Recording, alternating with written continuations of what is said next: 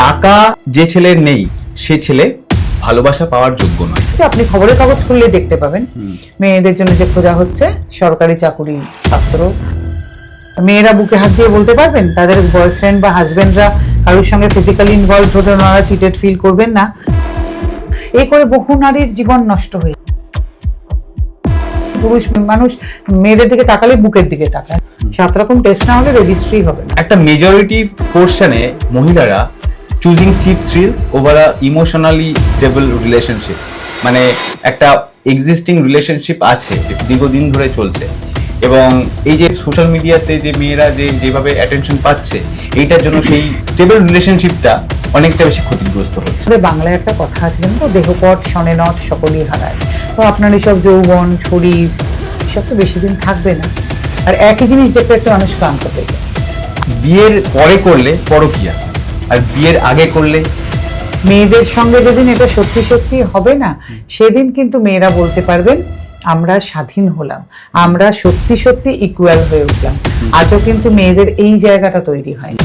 যদি পুরুষ মানুষকে তার কাম যদি বশীভূত মানে কন্ট্রোল করতে পারতো না নারী তার, তাহলে জীবন পৃথিবীর চেহারাটা অন্যরকম।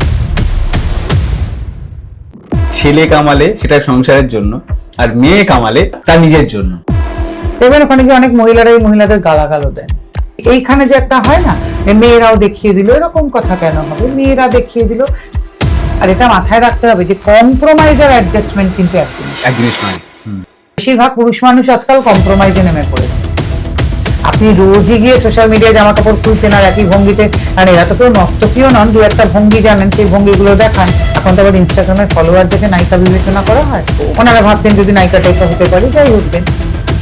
যে মিশন আছে বা অল বেঙ্গল মেন্স ফোরামের যে মিশন আছে ছেলেদের রাইটস নিয়ে কথা বলা, সেই মিশনটার সাথে যারা যুক্ত হতে চায় তারা কিভাবে যুক্ত হবে?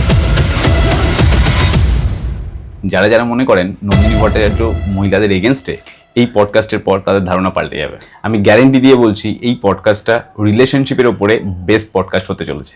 কারণ সম্পর্কের প্রত্যেকটা খুঁটিনাটি, যেমন মেন ফিমেল ডায়নামিক্স, পরকীয়া, টক্সিসিটি এবং তার cause and effect, female psychology, male psychology, এই সমস্ত জিনিসগুলো নিয়ে আমরা ডিটেলসে আলোচনা করেছি। সো পুরোটা না দেখলে কিন্তু অনেক ইনফরমেশন মিস করে যাবে। তবে লাখ লাখ ভিউ এবং হাজার হাজার কমেন্টস আসা সত্ত্বেও তোমরা কেউ সাবস্ক্রাইব করছো না। প্লিজ তোমরা সাবস্ক্রাইব করো। আমি একটা জিনিস অ্যাসিওর করে বলছি, আগামী দিনে তোমাদের জন্য অনেক ভ্যালুয়েবল পডকাস্ট আমি আনবো। Now sit back, relax and enjoy the podcast. আমরা যদি চিটিং এর ব্যাপারে আসি, মানে বেশিরভাগ ক্ষেত্রে যেটা দেখা যায় যে মেয়েদের ক্ষেত্রে যখন ইমোশনাল চিটিং হয় তখনই তাদেরকে সব থেকে বেশি ইম্প্যাক্ট করে। ফিমেল সাইকোলজি অনুযায়ী ওরা ইমোশনাল চিটিংটাকে বেশি গুরুত্ব দেয়, এবং অনেক অ্যাক্টার্সরা এটা নিয়ে কথাও বলেছে, রিসেন্টলি বলছেও। আর ছেলেদের ক্ষেত্রে ঠিক উল্টো, ছেলেদের ক্ষেত্রে ফিজিক্যাল চিটিং যেটা হয় সেইটাতেই সব থেকে বেশি তারা প্রবলেমে পড়ে, সেটাই তাদেরকে বেশি ইম্প্যাক্ট করে। আপনি কি বলবেন? মানে কাজেলা টুইঙ্কেল খান্না থেকে ইন্সপায়ার্ড হলেন?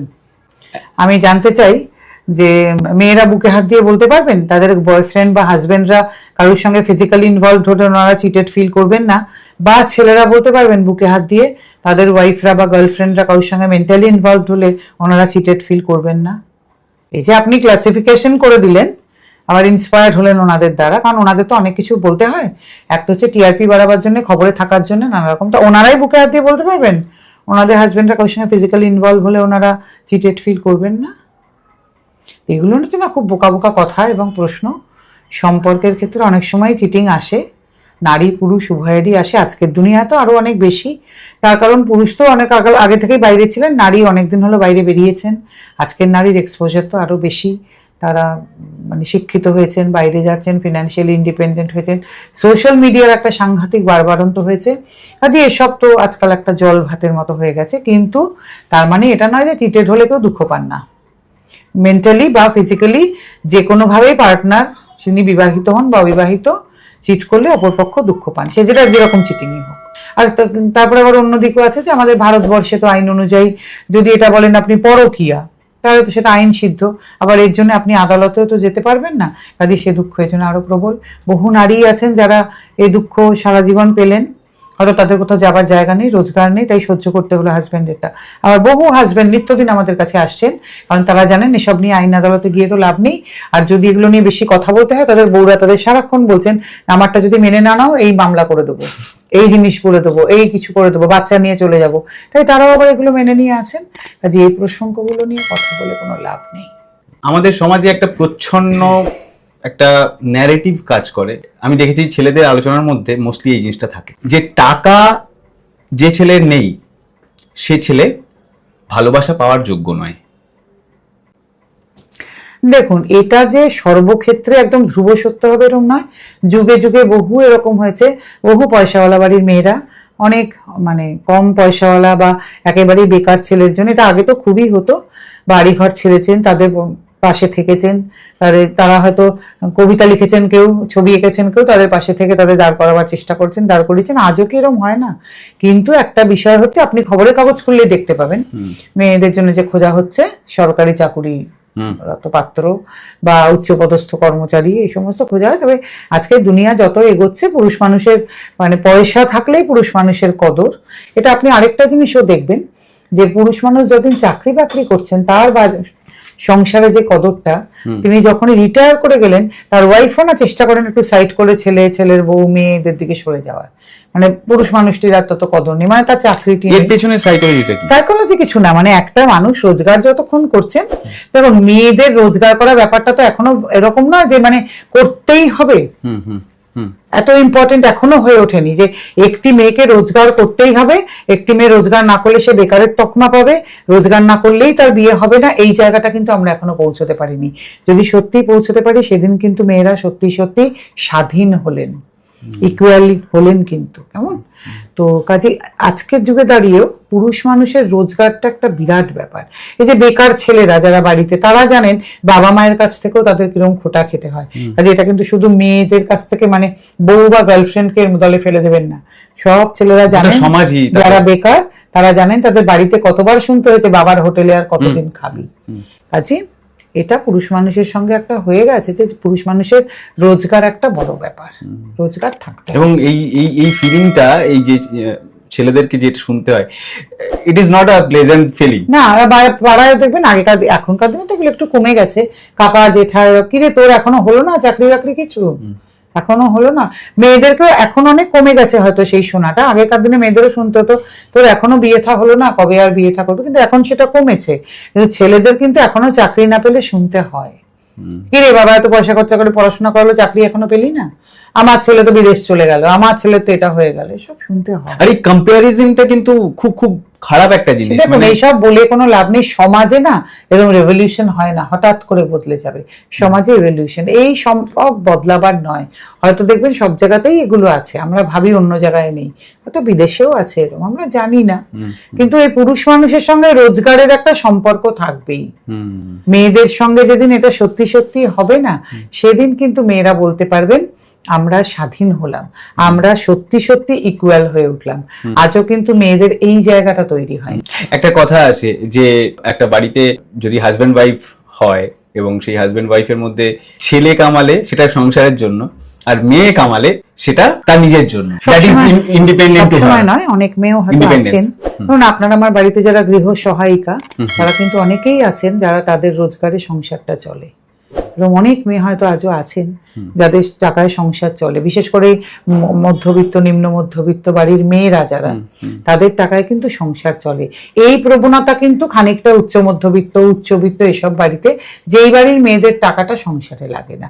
আপনাকে বুঝতে হবে সমাজের টেক্সচারটা। নিম্ন মধ্যবিত্ত মধ্যবিত্ত এসব বাড়িতে কিন্তু যেসব মেয়েরা চাকরি করছেন তারা কিন্তু হয়তো বাবা ভাইয়ের পাশে দাঁড়ান, বা নিম্ন মধ্যবিত্ত বাড়িতে তো মেনলি তাদের টাকাতেই সংসার হয়তো চলে, স্বামী হয়তো মদকে উড়িয়ে দিচ্ছেন সব টাকা। কাজেই সমাজের টেক্সচার বুঝতে হবে, সবকিছুকে জেনারেলাইজ করে দিলে হবে না।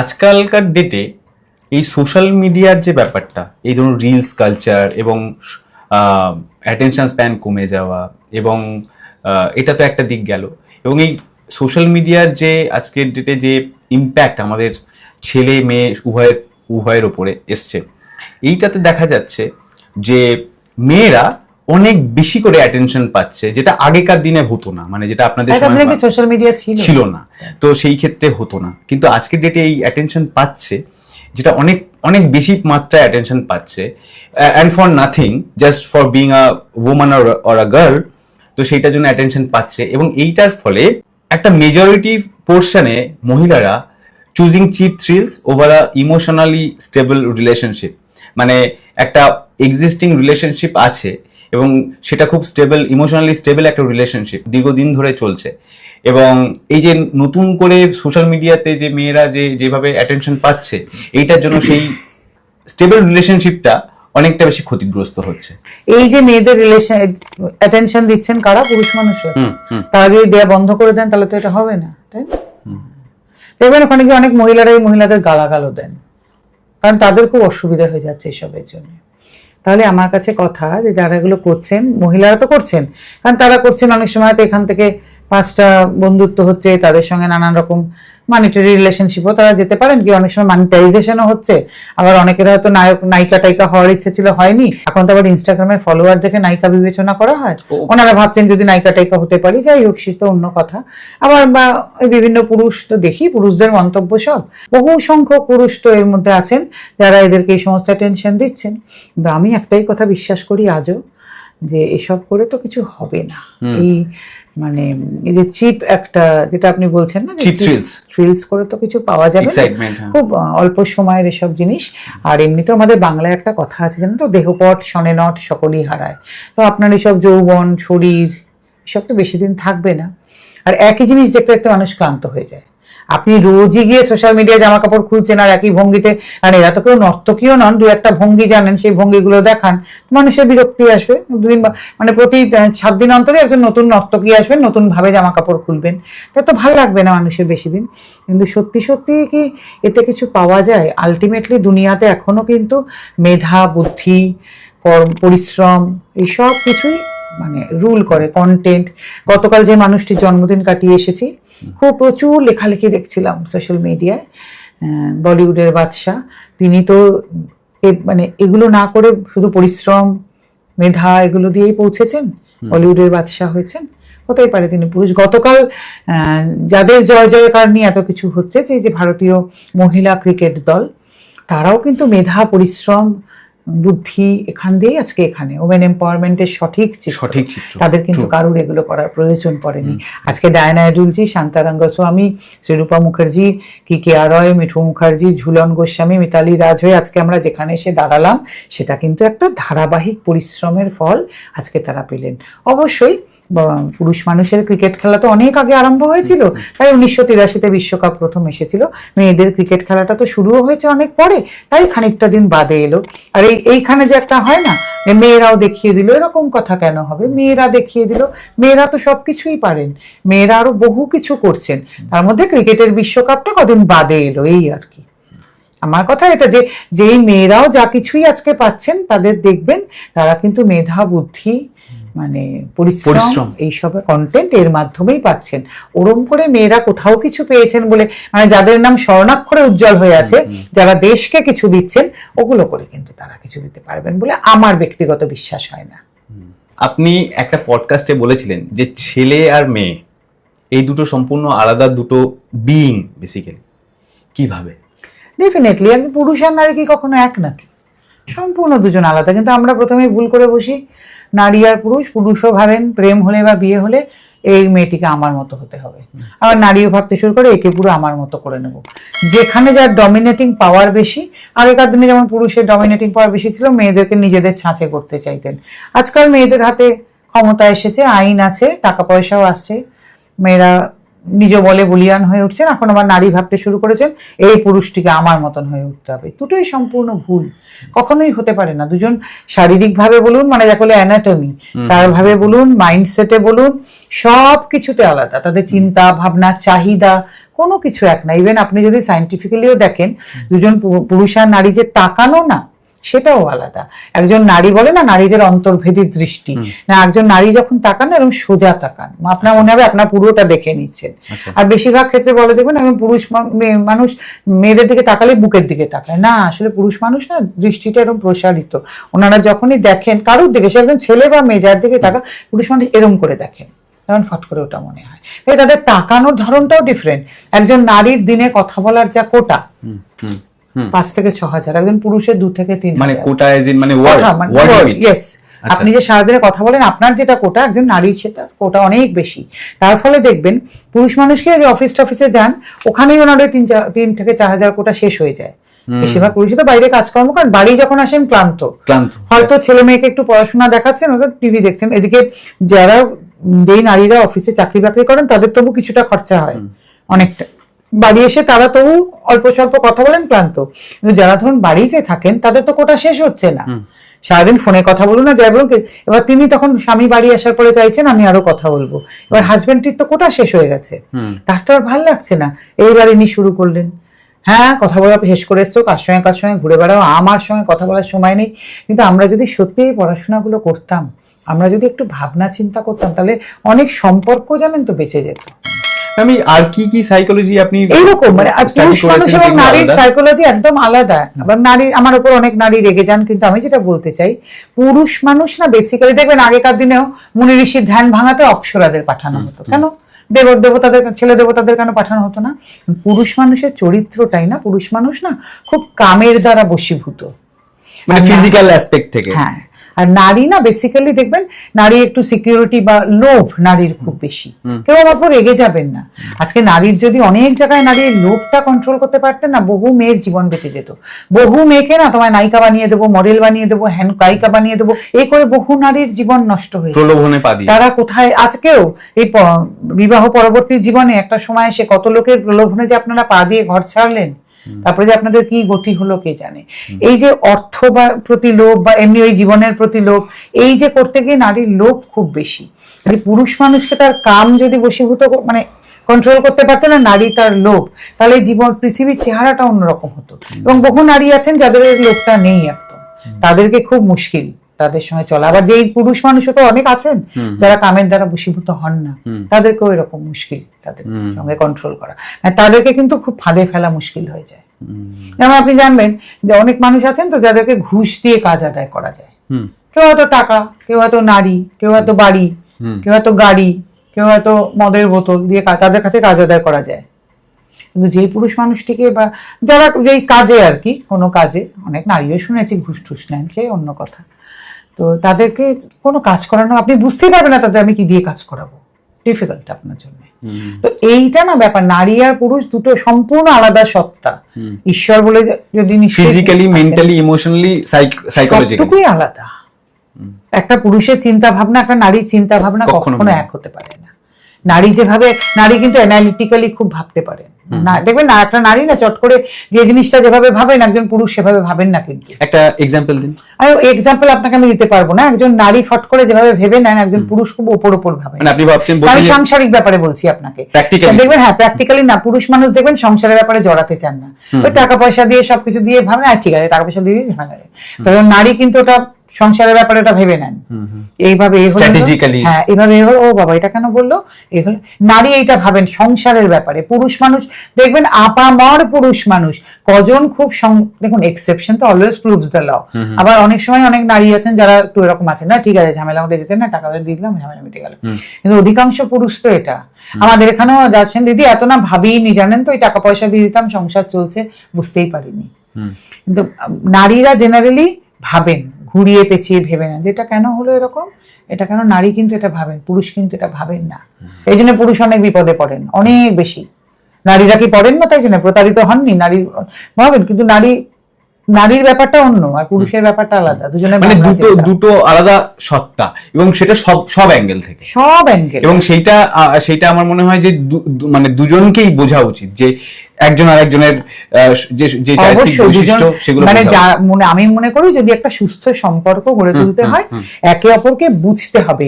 তার মানে কিন্তু তুমি আমার মতো হয়ে যাবে আমি তোমার মতো হয়ে যাবো এটা না, পরিবর্তন করার দরকার নেই, কন্ট্রোল করার দরকার নেই। দুজনে দুরকম থাকলে তবেই সেই মিলটা ভালো হবে। পুরুষ মানুষেরও এটা ভাবার দরকার নেই আমি একে বিয়ে করে এনেছি বা প্রেম করছি মানে আমার মতো হয়ে যাবে, আর নারীরও এটা ভাবার দরকার নেই। দুজন দুরকম থাকার মধ্যেই ঠিক আছে, কিন্তু বোঝাটা কিন্তু অন্য ব্যাপার। তার মানে কিন্তু ওটা নয়, একে অপরকে বোঝা মানে কোঅপারেট করার জায়গাটাও তৈরি হয় একদম। আর এটা মাথায় রাখতে হবে যে কম্প্রোমাইজ আর অ্যাডজাস্টমেন্ট কিন্তু এক জিনিস নয়। কম্প্রোমাইজ করা কিন্তু অন্য। বেশিরভাগ পুরুষ মানুষ আজকাল কম্প্রোমাইজে নেমে পড়েছেন, যেটা আগে মেয়েরা করে এসেছেন। আজকালকার মেয়েরা অতটা আর করতে চাইছে না, তাই বলে কি কেউ করেন না নাকি? সব মেয়ে কি ভালো আছেন? কখনোই না, অনেক মেয়ে কম্প্রোমাইজ করছেন। আমি তাদের ক্ষেত্রেও একই কথা বলবো, কম্প্রোমাইজ করবেন না, অ্যাডজাস্টমেন্ট করে চলা কিন্তু অন্য জিনিস। সংসারে থাকলেন আপনি, অফিসে বসের সঙ্গে করেন না অ্যাডজাস্টমেন্ট, সেখানেও কিন্তু কম্প্রোমাইজ করবেন না। অফিসে থাকলে কলিগদের সঙ্গে অ্যাডজাস্ট করতে হয় না? যেখানে যাবেন আপনি, পৃথিবীর যাই করবেন, একটা বাজার করতে গেলেও অ্যাডজাস্ট করতে হয়।